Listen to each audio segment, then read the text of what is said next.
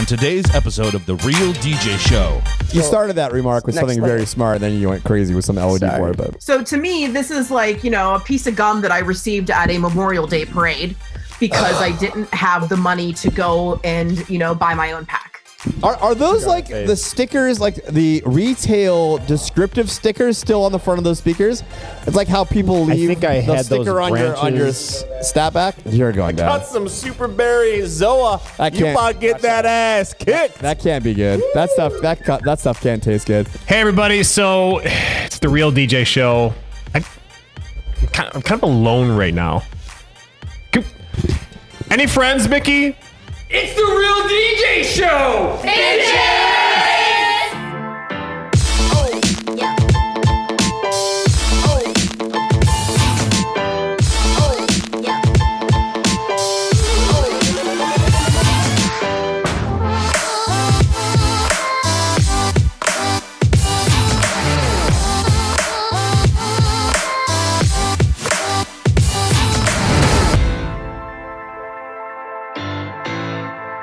Hey, what's up, everybody? Back for another stellar episode, Real DJ Show. Stellar? As always, it's stellar. I don't know. Yeah, I'm still exhausted. Johnny Roach is still here. Mickey is still in the box.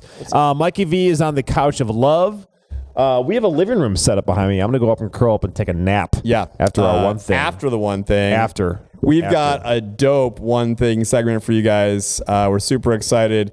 Mickey, play me that one thing video. Let's go. I wake up, flex, thumb down now, check, no drip, this, tell them run it up, no sleep, no rest. Hey, so pretty fired up. I was just watching this DJ's video before we got on, and it was super hype. I was really excited, but we've got DJ Jess from Pittsburgh with us. What's up, DJ Jess? What's up, girl? Hey, I'm so pumped to be here with you. Thank you for having me. Dope ass shirt. It is so good. The first thing I saw, I was like, how do we get the merch? You got to get some DJ Jess hip hop merch. That's a good idea. It's actually been on my to-do list for like 7 months now. So I'm going to do it. That dreaded to-do list. We will pimp that merch for you if you send us some. We'll wear it on the air, so send us that stuff. We're all about that. We're not above product placement here at the Real DJ Show. But we want to know how DJ Jess came to be. So, so Jess, give us the origin story, right? Like the superhero origin story of how you got to what you've been doing. So one word answer, Obi Trice. Really? No, for real though. But there's more to it. But I always credit Obi Trice. Here's why. I went to college in Edinburgh, which is near Erie, Pennsylvania. You guys are familiar? Yeah. I went to Mercyhurst. Oh, stop! Yeah, dude. we won't say the years. We'll do years after we go off air. But yeah, keep going. No doubt, before you. So I was going out to, when I turned 21, I would go to a bar called the Hotel Bar, which was Edinburgh's small. That whole area is kind of smaller scale, but that was the spot you'd go to if you wanted to shake your butt. So I want to shake my butt. So I would go there, and I credit the bar owner who hired female DJs because one of my sorority sisters was the DJ. And I say Obi Trice because that's when the album with Got Some Teeth dropped. So I was requesting a lot of bangers off that album. That was the main focus was getting Obi Trice to be played so I could dance to it. But she said to me oh girl, you know good music, you should be a DJ. I'm like, okay, let's go, So I started DJing for $40 in free beer, and I used BearShare and LimeWire, RIP my computer. But that's kind of how I started. And then I also worked for another company that did events in Erie. So I DJ'd a few Fat Boys. I don't know if you remember Fat Boys. Yeah. I DJ'd there. So that was the start, and then it just kind of stuck with me. And here I am today, full time. Let's go. That's awesome.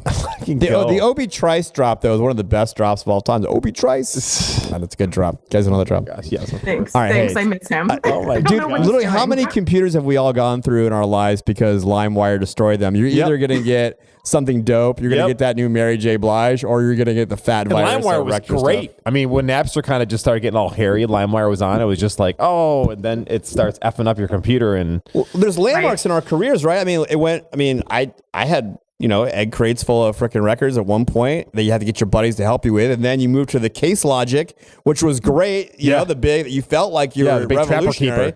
But then when LimeWire and the first CD burners, you can wait until Saturday to do all your music. Then 6 right? CDs. I know, right beforehand, like 3 hours to give it time to all. Or you let it go on Friday night. night. You let it go while you sleep, and you can skip trips to the for your entertainment. I think we all Media Play, FYE, all those places. I think we just all dated ourselves with the LimeWire wrecking computers. That's anyway, all good. We're all full-time DJs. So younger people, go Google what LimeWire did for DJs. But anyway. Yeah, you should get them to sponsor this show, maybe, if they're still around. That still exists. Like, who owns who owns intellectual property of LimeWire now? Yeah. Probably nobody. All right. No. So, Jess, this has been fun already, but I already know the one thing. She doesn't even have to say it yet. I know. But, we could probably guess on some of your one things, but tell us the one thing for you. Like, what is it in your career? What sets you apart? What's different in your market? What's the one thing? I want to hear what you guys have to say. If you're gonna guess, can I see what you think it is first? I think you are unique AF. Well, seriously. Your enthusiasm is jumping off the screen. Absolutely. Right? You are truly a what you see is what you get type of person. And listen, if you're not into me, if you don't dig me, and if you dig my style, that's cool. You can tell that I'm already. Keep over here doing my thing, and you can move on to the next company. Well, there's a certain So actually, that's what you see. It's like move on. You don't like me, but like inside, I'm like, please like me, please like me. I don't think that's a problem. I would tell you that my guess for your one thing would be just like infectious energy. I mean, I think we've been on the call with you for 6 minutes, and it jumps off the freaking screen. Some people just got that thing, just like an infectious, and people want to be around that. Well, I don't care if she's a juggler or like with fire or a DJ or whatever she's doing. There's just like an infectious kind of thing that whatever she was doing, you'd want to do that. Be around. Yeah. Listen, I'm just going to say it. This is probably going to put the segment like over time, but I'm just going to say it is the progression of females in our industry over the last 5 years or so has exploded. So if you're a female right now and you are doing your thing, it's everything. It's hot, sexy, attractive. It's great business, and people want to be around that. Well, and I'll tell you what too. I mean, I don't care, male or female. That set I just watched of yours, that takeover was so freaking hot. I mean, oh my god, it was great. Anyway, my guess was infectious. You tell me what's your one thing? Yeah, no, you guys, I love that. Thank you so much for saying all those kind words about me. And I mean, I just figured this out probably 2 years ago when the pandemic hit. It was like, okay, downtime. What are you going to do? Soul search, right? Yeah. And like read self-help books and stuff. So I did a lot of that balanced with other things, but I did learn that I'm an empath. I don't know if you've ever heard that term before. Sure. Yeah.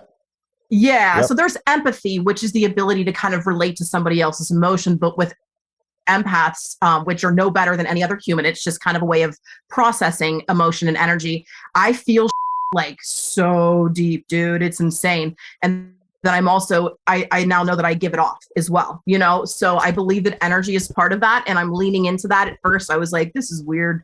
People are going to think I'm some kind of like modern day witch. And like, what are they going to think? But I've been kind of getting more comfortable with the energy, that kind of emits, and also I receive, and then also my intuitive abilities, which I thought everybody had, like people just know stuff. Yeah. But it turns out sometimes I just know things, and it's like, what the like, how did I know that? Is that okay? Yeah. I said the F word. That's okay. No, it's all good. It's all good. Okay. Well, you told me it was okay. You're going to attract yourself to other empathetic people, because people learn and they act on 3 different levels: audio, visual, and kinesthetic. Mm-hmm. Right? Mm-hmm. So if you're attracting other individuals or you're doing business with them, you're relating to them on that level. It means that they're also kinesthetic as well. This got super deep. Yeah. I was not prepared for the deepness of the DJ Jess. You want to know why I learned that? Advanced interview and interrogation at the police academy.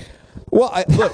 I learned that at a shop concert. Intuition, though, is a powerful thing. I mean, regardless of the nature of your business, people with strong intuition abilities are good business people. And, read a room, right? Or read a client or read whoever it is and not that you're changing who you are to be whatever it is that person needs, but knowing what somebody needs is a pretty powerful thing. I think it's what makes good salespeople good salespeople. It's what makes good teachers.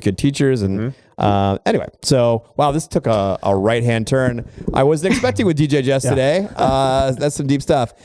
Jess, where can people find you? We found you pretty easily, but where can people find you to find the DJ Jess hotness? What's going on? Well, I'd say the best place for that is my current obsession, which is Instagram. Sure. I love the abilities that us as entertainers that don't have a non-tangible product have with Instagram. So you can find me at DJ Jess 412. That's the Pittsburgh area code. Sweet. All right, Jess. It's done. We're doing it as we speak. Look, we have a couple other segments we'd love to keep for you. You have some time?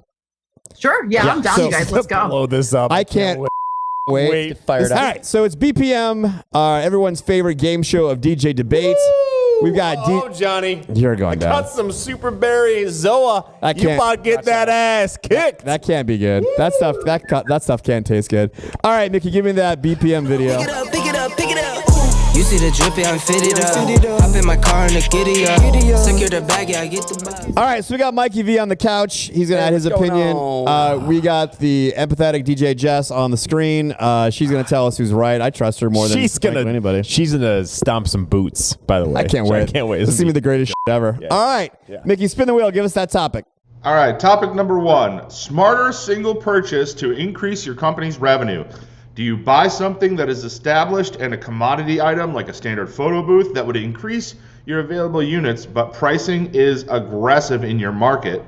Or a new tech item which you might be the only provider in your market and could set up more unique pricing on and you wouldn't have competition on, but might not catch on?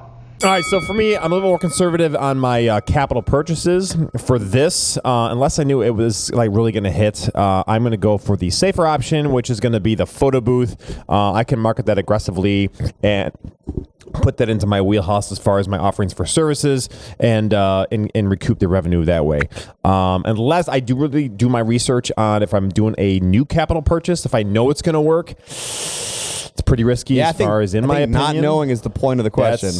Right. Yeah. So. All right. So I think this is one we actually generally disagree on for the first time. Actually, Jess, spoiler alert, people yell at us a lot because we agree. We've only worked with each other for 14 years. Yeah, But I'm going to disagree in this case. If I had to make one purchase, now if I'm going to make multiple purchases, yes, one might be safe and one might be something new. But if I can make one thing and I got to make impact on my investment on that, I'm going to roll the dice on something brand new that no one else has seen. And the reason why is, one, I can control pricing on it better. If I have another photo booth, it's more guaranteed that I'm going to put that thing out and it's going to generate more consistent revenue. But if I've got something brand new and it's not a commodity yet, I'm not getting price cuts. I can set the market on that thing. I can, I think people have been doing that lately with like the 360 booths or with, these new tech that we see out there. So for me, if I get one thing, I'm putting it on black and spinning the goddamn wheel. Then why did we buy a 360 booth at Max? Because we're not buying one thing. We're buying stuff. We're a bigger company. We have mouths to feed. But if I'm one guy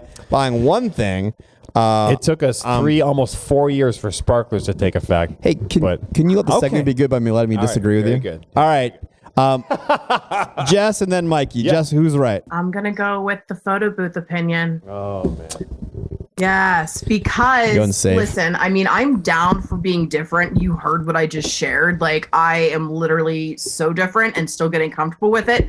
But when it comes to, purchases, and I'm the one that looks at supply and demand, I like to respond when the demand is there instead of saying, let me create the demand. What I'll do with that type of innovativeness is I would work it into my personal process more so than getting a tangible item that I could sell.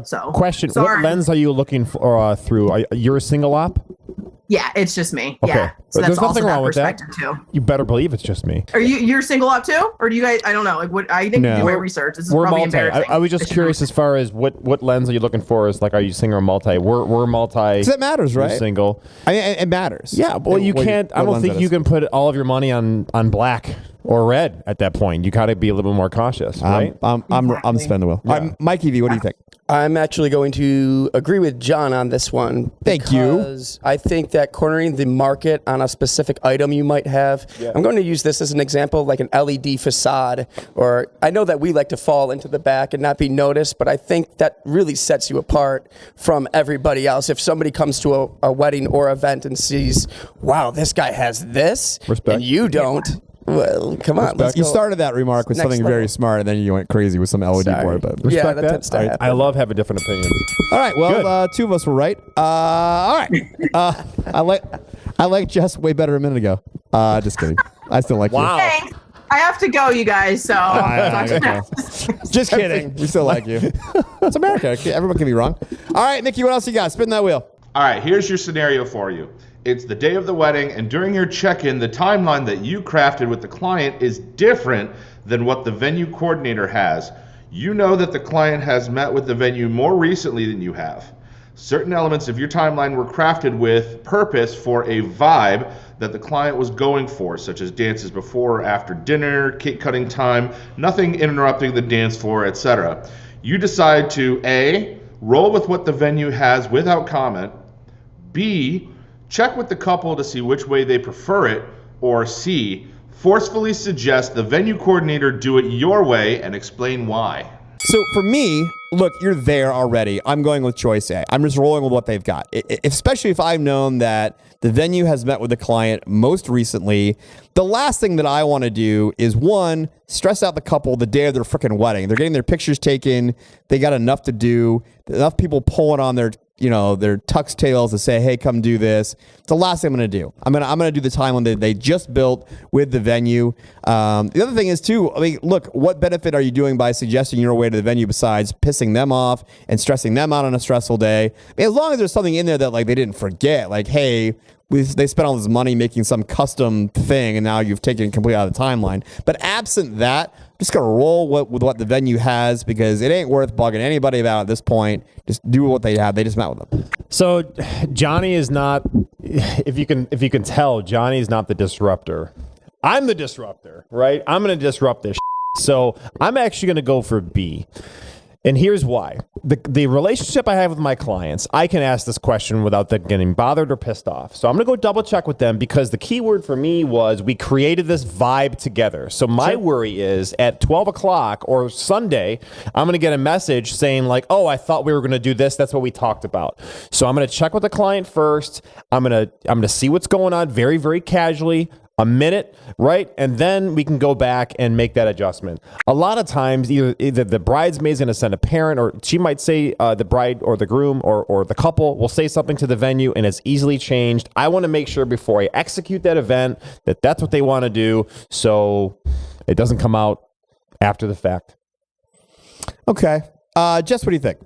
Then we'll debate some more, but we'll see what Jess thinks. Well, I don't know if it's because we went to college in the same area, but exactly what you said, Rich. Like, I ultimately develop a very great relationship with my clients. I just created a client experience that I've rolled out to 3 couples so far. So knowing how I put that system in place, I don't feel I would stress them out if I were to ask them, hey, I want to make sure that you get what you want. Like, let's talk about the differences that we're seeing. That's what I would do. Also, I don't know, it's hard because also I'd have to know the couple, but just going off of the type of couples that, from my perspective, I only take up to 27 weddings a year. So I have a pretty great chance or statistics at working with ideal clients. If I put my ideal client in this situation, I know they'd be cool with it and they would appreciate the communication over the non-communication. So that's my final answer. John, do you hate me even more now? No, I still like you. We'll talk later. Okay. A little nervous. I think you need to send him a shirt. Mikey. I just feel like some things could sometimes get lost in translation between us and the wedding venue. So we'd have to check in, of course, with the venue. If it's something on the timeline like dinner, you got to check with the venue. But right, we're not talking about yes, I agree. Critical things that can go way wrong. Right. I get it. But I think we're talking about subtle things. This is how I feel. I feel as though when I do these planning check-ins, I am creating a friendship relationship. Whereas I don't know if the client is feeling that with the venue as much as they are connected to me.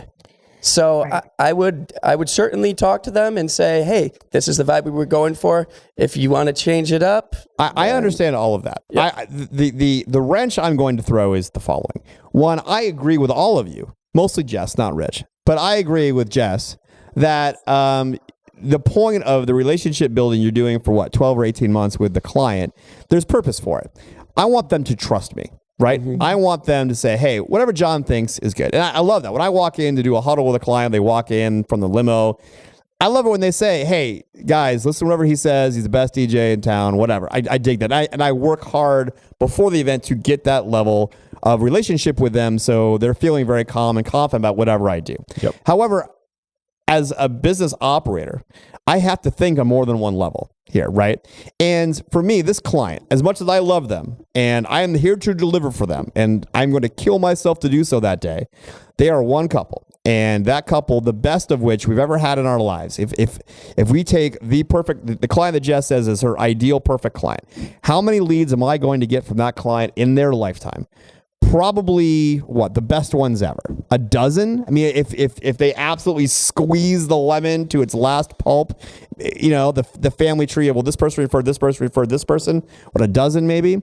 Dude, I could get 40 to 60 referrals like a season from a particular venue. So I do have to look through the lens of, okay, I want to make my life or make the life of the venue manager as easy as possible. I want to portray the fact like, hey, it's your house, your rules. And I'm more thinking of, okay, look, is this really going to change things that much? No? Okay, great. So why argue? Why be the DJ's like, okay, wait a minute. My thing said something different than yours. I'm just going to roll with it. I'm going to go and do what they say. I'm going to get together the couple in the huddle and say, hey, I know you just met with Erica, the manager, more recently in the meeting than I did with you, and you switch things around. I just want to let you know that's no problem. We're going to do that. So I'm still communicating. I'm just going to communicate that what they just did together, I'm just going to validate it. Yep, what you just did with them, that timeline, I know it's different. I'm recognizing that. I think their way, that's a great idea, but we're going to roll with that just so I can tell them that. But like my job is twofold: make that client happy, but in the long term, I also have to make this venue manager look, we have 14 DJs to feed. I can't be labeled as, Encore Events, those guys come in here and they have their way and they're trying to tell me what to do. Well, the keyword for me was, like I said, create a certain vibe. I mean, if it's a matter of putting cake before or after dances, I can easily roll with that. But to your point, John, and Jess, you can kind of go along with this too, is like if you're developing these relationships with the clients, you also have that relationship with the managers. And you can like literally walk in and any one managers and be like, yeah, whatever. I mean, literally, when we walk into the venue, the manager goes to sleep. We're there. I mean, so we're making a lot of assumptions about this whole thing and different suppositions. I'm just saying, in general, I am going to side with the house rules and have the client feel confident that what they did is fine. I mean, I can't imagine a tweak so huge that's going to up my vibe. Exactly. My vibes come. Look, you turn it over to me. The vibe's created. That we're going. I mean, they're going to walk out of. They're going to be looking at their watch at 1 o'clock. How the do we get these people out of here tonight? Yeah. I don't care when they cut their cake or when they did a first dance. No offense, but if you're watching this and you're a DJ, and Jess, agree with me. The comments. Don't tell her what to do.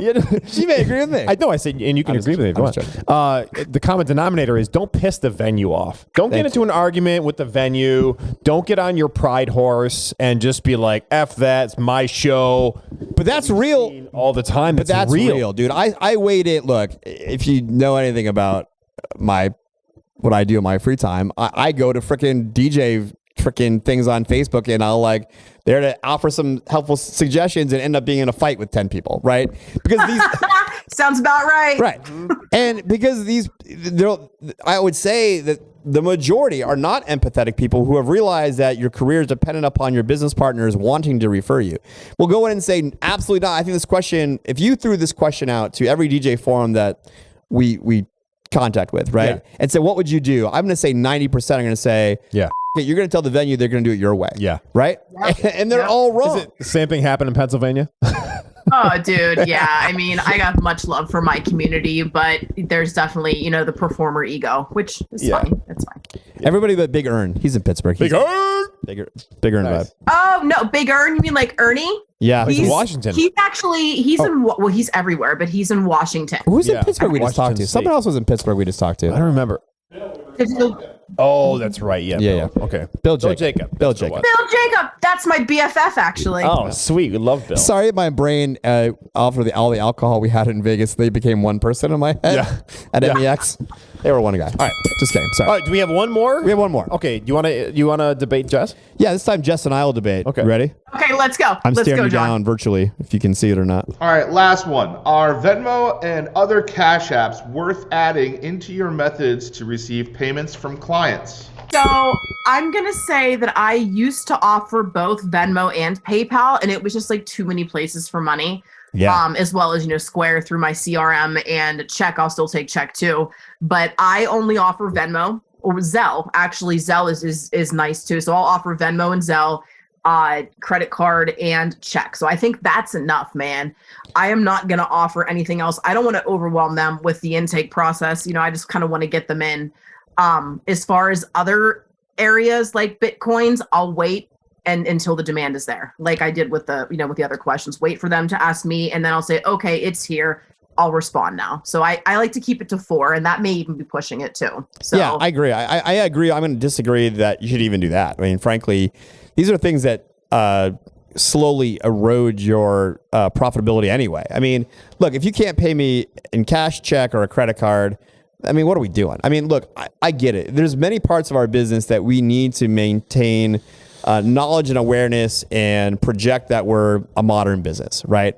I guess cash apps are one of those things, but we're also still a business. I mean, you're not paying me for dog sitting, for the love of God. I mean, I'm not washing your fucking car. I like, you're about to spend $5 to $10 grand with me to do your most important function of your life. You can write me a check or use your fucking credit card. I mean, yes, make it easy. Onboarding. I think you hit something very intelligent there. You have to make onboarding easy. If you make onboarding hard, they're going to go find somebody easier. If you're like, here, you got to fill this out in triplicate or something. But yes, make it easy, make it links, make it all digital. But I mean, look, you can use your debit card to pay me. I mean, I'm not going to go erode my revenue or my profitability by paying somebody else. I mean, Square, and all these Venmo, they can keep their goddamn hands off my money. That's enough. I mean, you're offering plenty. So I agree, but even more stringently say F eroding my profitability. Yeah, for sure. Mikey, Rich, any opinions about that? You're a young guy. You probably spend half your money through Cash Apps and Venmo. I have used it, and I mean, I love how you can just bring your money right into your bank account. I'm not sure what the limit is on how much you can do before you have to, report any of that sort of thing. $600. We report everything. It's $600. Yeah, that just changed too, and that was my only thing is like. You have to be convenient for the customer to pay you, right? Because the generation that's in high school right now, when they get of married age, this whole thing's going to change, just like checks did, right? Yeah. So this whole thing is going to change, but right now, cash apps are so popular. But as from a financial standpoint, I mean, the government's coming down on that. Just like Amazon and eBay, when you buy stuff, there wasn't any tax. Now there's tax. So now you have to report anything over $600 for Venmo. So you have to do anyways. You can't. It's very hard to track, and your accountant is going to pull their hair out when it comes to Venmo payments. And if you do it legitimately, you're going to be paying all this extra money. If you are trying to sidestep all that and say, yeah, they're paying me back because I bought pizza today. Yeah, I get it, but but eventually it's going to catch up. But that what happens if there's an issue with the account. You got to go to small claims court. How to prove that? But forget that. I love that comment you made about you have to change with the temperature of your clients. So, I don't think we're there yet on that. I mean, look, we got to be credible in our content. Cash App. Why does Cash App sound so dirty to me? Yeah, I don't know why. Let's I just like Cash App's like, hey, I'm here to take your money. Well, I don't know. Like if Cash App was a person, they'd be like a scammer. If you went into Mercedes-Benz or Louis Vuitton, hey, can I Venmo you? Yeah, what the any legitimate business, high-end business. You want to equate your business to high-end payment methods. To me, Cash App and Venmo is not that. Cash App is washing cars. It's the digital version of the check cashing place that's in the worst part of your city. Right? It's like Chester. Across the street from the Dollar General. No offense to anyone who works at any of these places or shops there. But across the street from there is a cash checking place, which is the brick and mortar version of Cash App. With the barbed wire fence and bulletproof. Yeah, and a window that goes down to here. Cash App, the launch screen on Cash App should be a glass window with a little hole on it. What would Venmo look like, dude? Can you Venmo be like, hey, it'd be like, hey, want to come in? No, okay, cool. Venmo is a big trench coat, like hey, Venmo, and comfortability for clients too. You want me to what? Yeah, dude. Yeah. I get it. Save the times, but I ain't there yet. I ain't there. All right. That was a rousing episode of BPM, and as predicted, Jess was awesome. We're gonna move on to setup wars now. We have one more stuff. You have time for one more different segment? Having a blast. Look at her. Are you having fun? Yeah. Do you know what I think I have? My reasoning has told me about you guys after that BPM session. Okay, so this is what I gathered from both of you. John, you have not danced on a table at a bar, and Rich, you have. What? Opposite. Am I right? No, that's probably opposite. Oh, really? Yeah. Oh, I'm failing today. If one of us is more likely to be drunk and dance on something and then get in a fight after, it's me. Rich is the one who's going to get us home safe. I just want to get to know you. So thank you for that quick pause. I appreciate it. That was great. All right. So we've got Jess for one more segment. This should be good. I'm very excited. Setup Wars is very super fun. Mickey, give me that Setup Wars video.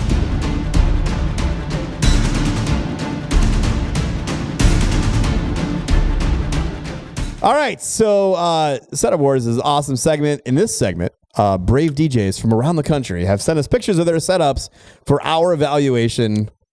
We appreciate that. It's for entertainment. It's a learning experience. We're not going to crush. I mean, we might crush you, but we're not making fun of everybody. It's always so we all can learn and get different perspectives. My favorite little drop from our shows when Mickey makes little highlight videos is us wrecking somebody's setup. Or remember when we said we weren't going to talk shit and we were mad talking shit? Yeah. All right, Mickey. So show us setup number 1. Okay, so I just wanted full disclosure. I love everybody until you give me reason to believe that you're not a nice human. So I don't know who you are, but this is all out of love. Yeah. It looks clean. I don't see wires. I kind of want to know what that sticker says on the left-hand corner from my perspective of their MacBook. Okay. The light's a pretty color. I like the color. But honestly, so it's not horrible, but this screams like 2004 to me. It's the not color updated. does it's or cool. what's being offered. What'd you say? The color screams 04 like Miami Vice reboot? No, the whole setup screams whole setup. 2004. Okay. Yeah, the whole setup does. I mean, scrims are a great idea and I have used them before, but not anymore. I just don't think they fit with where we're at now in our interesting. Our time of being, professional DJs. It's vanilla to me. It's 2005. If I could change this into something that I could carry around with me, this would be I don't know, God, what should I reference it to? I'm trying to think of a store that doesn't exist anymore. I would say Hills, but I don't know if you guys ever had Hills in your area. Mm-hmm. Sure. Or a service merchandise. This is a vanilla cone that I got at Dairy Queen because I didn't have enough money to get a Blizzard. That's making it in. God damn, this was. Thank God we had Jess today. Yeah, so I give it a 6.7. I would get those lights in the back of the scrim there, or the facade closer because they look like not beams that are right up on it. If you've noticed that, you want them closer. I think it should be. I want them because then they can see. I want them closer to back in their truck. If you're gonna do this look, you should do every panel. I think. There's no part of this that more is better. Okay. You want to go ahead and then I'll say what I say about every time there's white stretch fabric. It's like the pot of sauce is almost there, but we need some more seasonings to make it better. It's clean, like Jess said. The facade's pretty cool. I wouldn't go with the lights above the facade. I don't you're doing Miami Vice teal in a black and white venue. It seems awkward. So I'd made a couple different changes, being the lighting and the scrim. I agree. The scrims aren't really screaming out to me a little bit. But it's almost there. What's making it okay?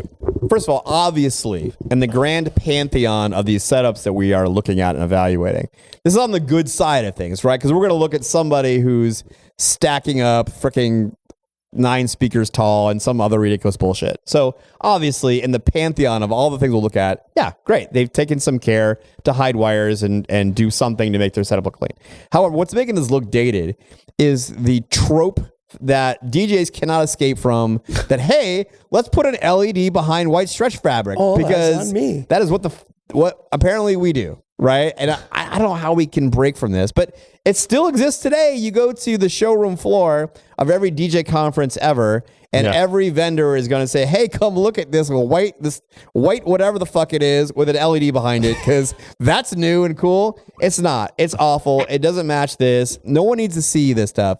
The more and more recent, and look, you could just copy and paste this from every episode of Setup Wars ever for me, but like, talk to your clients and talk to the people where you're working. Nobody likes this. DJs like this because it's like, hey, look at me, I'm the fucking DJ. But otherwise, no one else wants this. Nobody else wants attention called to your speaker stand or where you're working. They want you to go away and want the room to look good, right?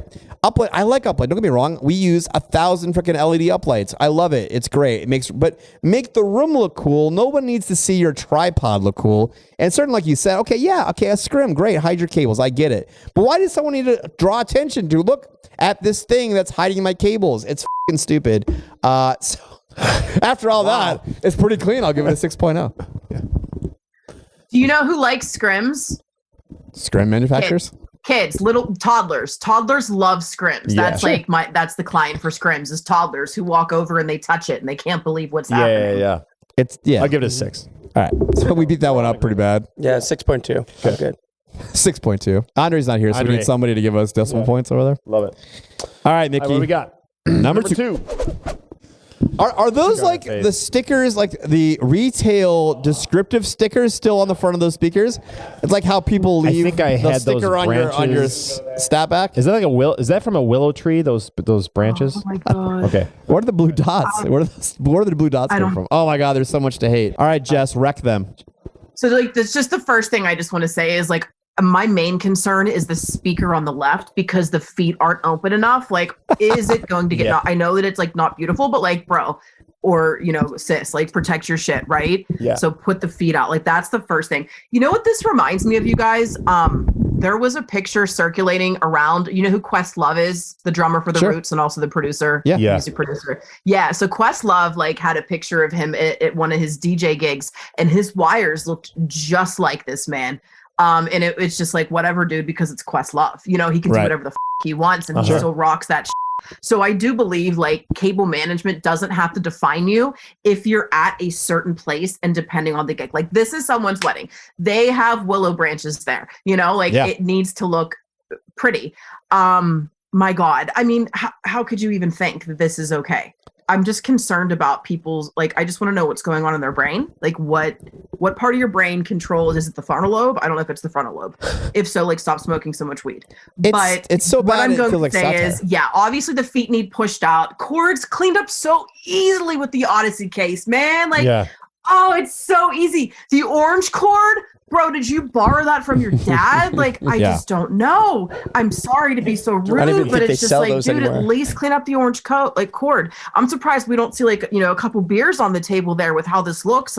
Right. Their reasoning is just shot, man. Right. It's such an easy fix, but the most important thing for me is to get those speakers secured so they don't get knocked down. And what are you saying with your 1,000? When this person posts DJ for hire, they're the one that tells you they have 60 million songs on their hard drive. Yes. I have all the genres. That's important. So to me, this is a piece of gum that I received at a Memorial Day parade because I didn't have the money to go and, buy my own pack. It's so bad that I want to know if it's satire, right? Did somebody set this up to say, hey, let's blow Let's make DJs go fucking crazy.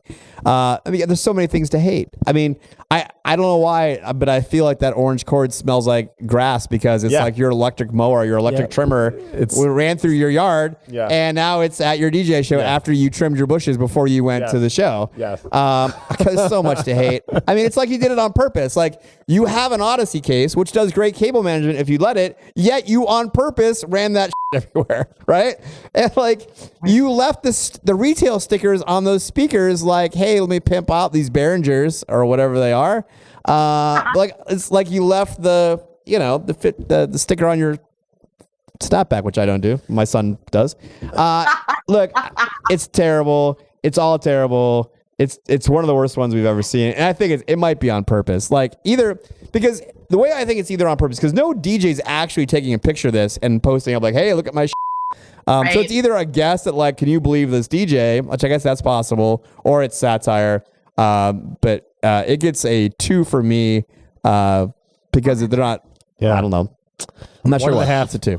It just really sucks. I don't think that they have any dance floor lighting.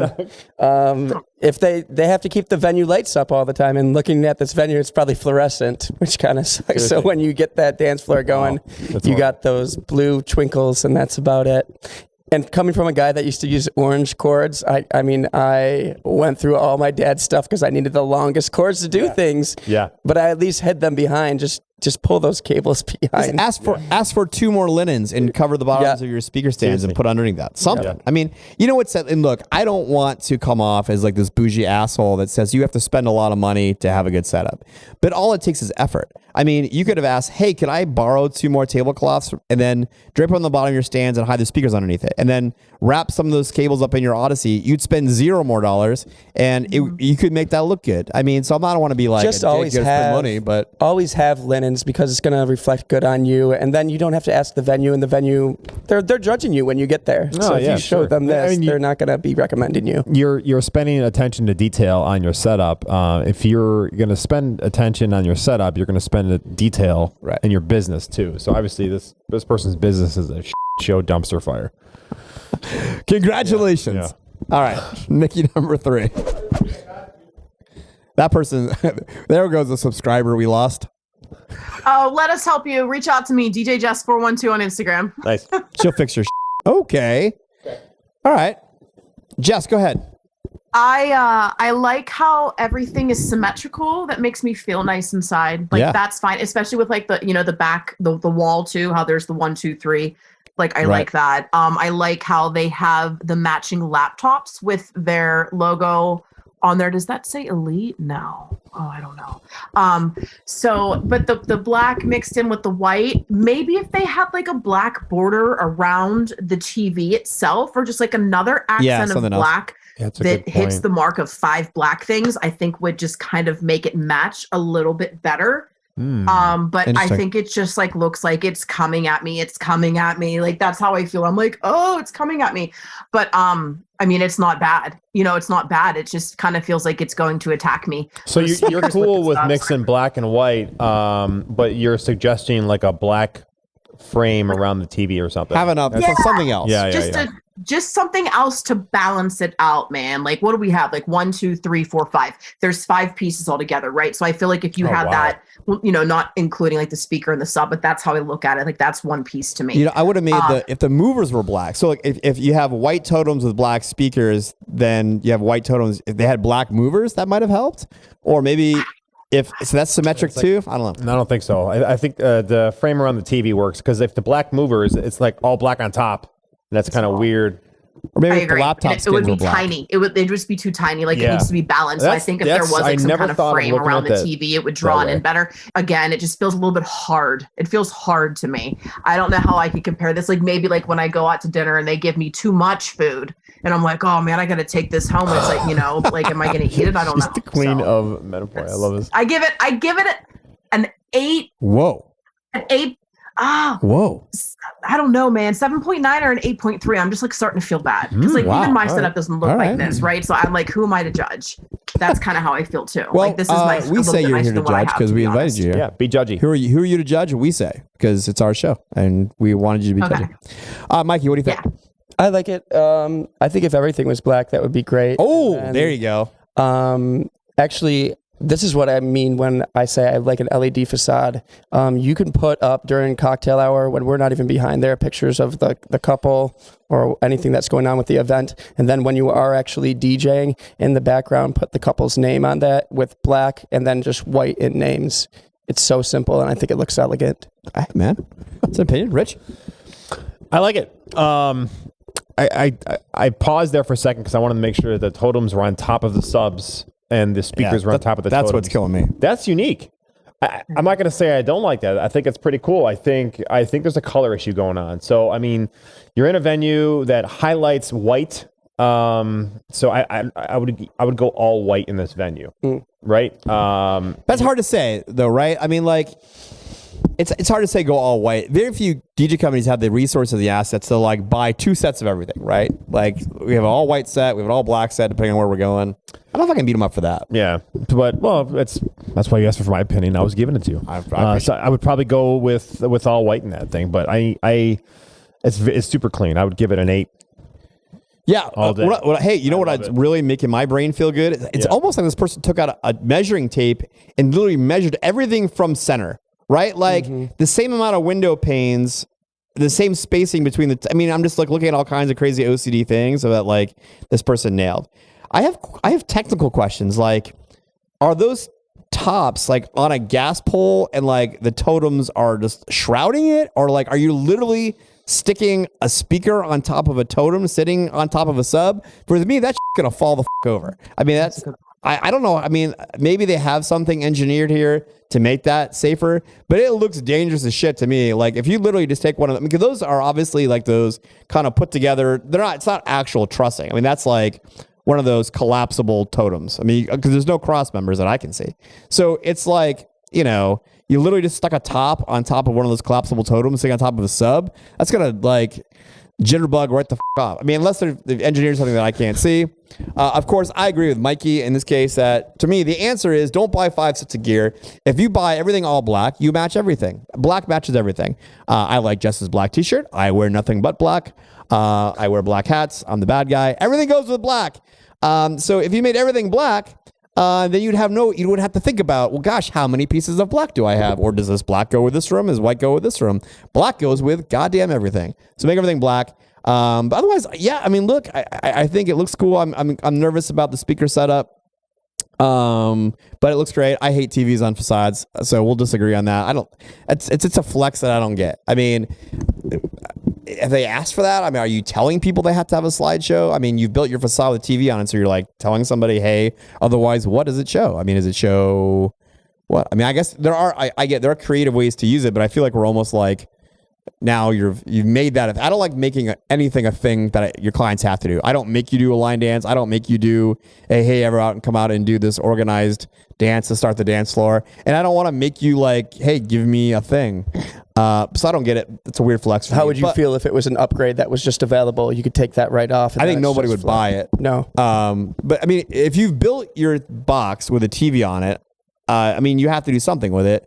And so then it's like telling your clients, hey, so give me some pictures. I don't like what I looked like. I had body issues when I was 9. I don't know. It could be a tractor. I have body issues now. I'm built like a lollipop. But I don't want to be an attractor. I mean, what you see is what you get with that company, and like, oh yeah, we'd love our name, then we'd love to do. I think you're right. I think someone's gonna like Mikey is gonna see that and go, I dig it. I love it. And then someone like me is gonna look like, that's a weird flex. So for me, your DJ setup should be like staging a house for sale. You should make it to the widest possible people that are going to like it, not specific. I think this is one of the things that some people are like, that's dope, cool, slideshow. And some people are like, literally, that guy has a TV and is DJing white. I don't get it. So for me, less is more. Anyway, but I'm not arguing. I think it's dope. Anyway, I give it a 7.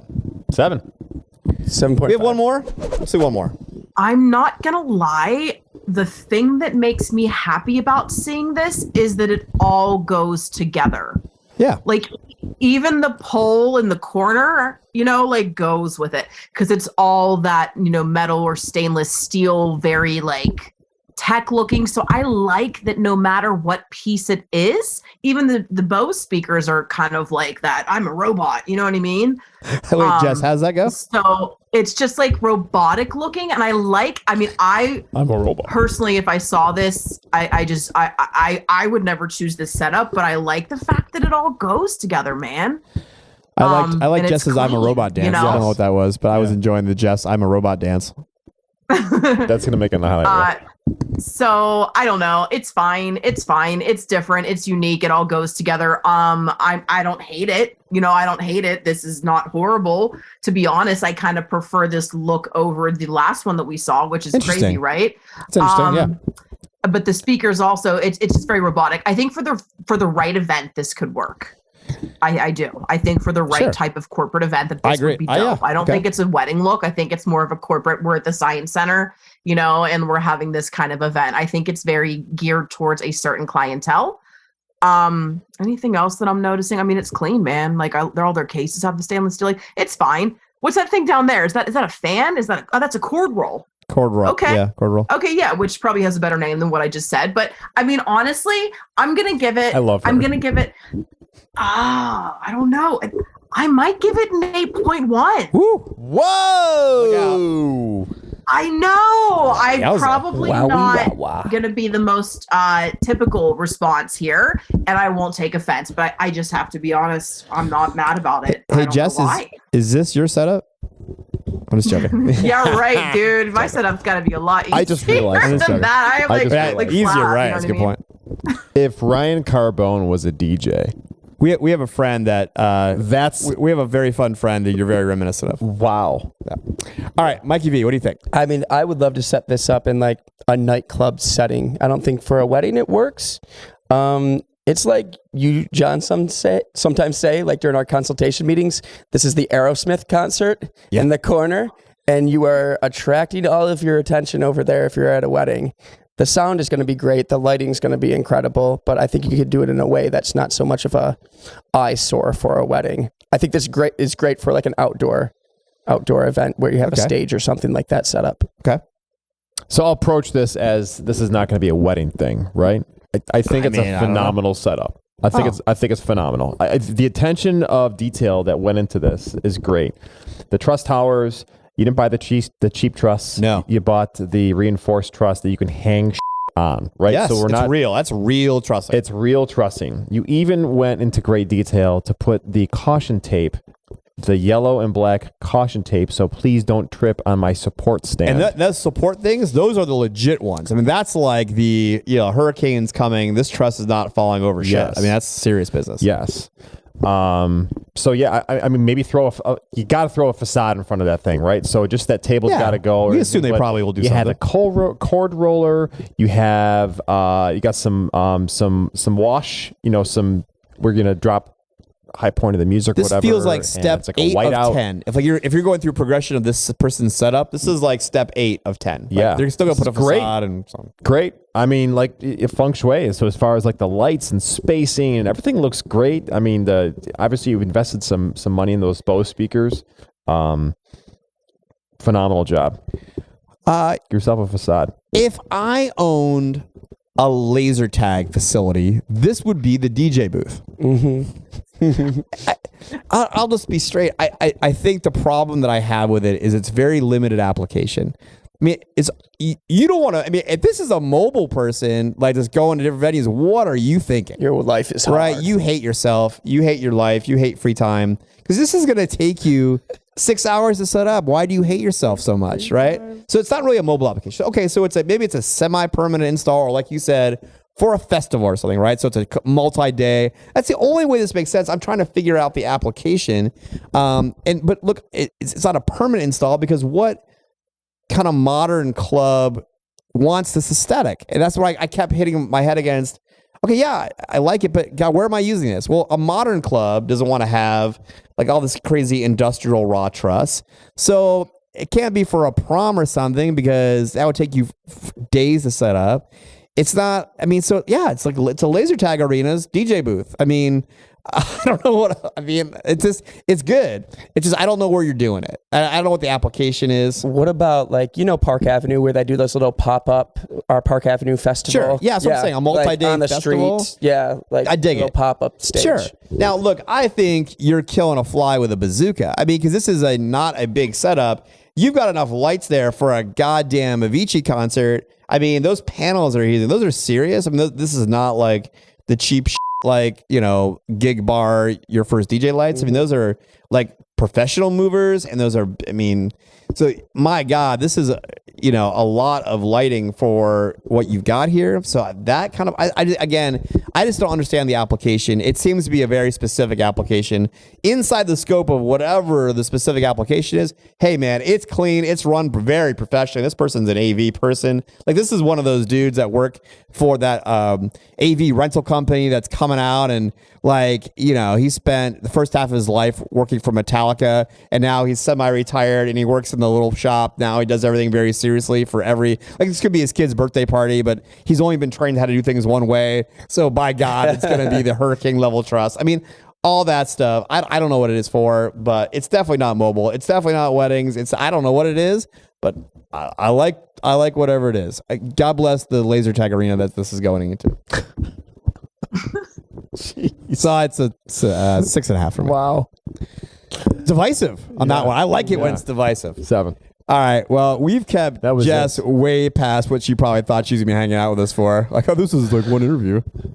She just hit unsubscribe. Yeah. No. I just got to run to my mastermind group. I'm in the hot seat today, so I got to be there in the beginning. Hey, well, we appreciate you. Hopefully, we'll, in the meantime, convince you to come to MEX so we can have cocktails. But we appreciate your time today. All right. That's it for us. Another episode of The Real DJ Show is in the books. We want you along every time, so make sure you like this video, subscribe to our channel, and ring the little bell so you get notifications of all of our new content. We know you're DJs and have a lot to say, so jump in the comment section to join the debate. If you have content suggestions or you want your DJ company featured on The One Thing, email us at therealdjshow@rochesterdj.com. Lastly, if you're sick enough that you want to take the audio of this with you wherever you go, you can find the audio everywhere quality podcasts are found. All right, that's it for us. Show's over, bitches.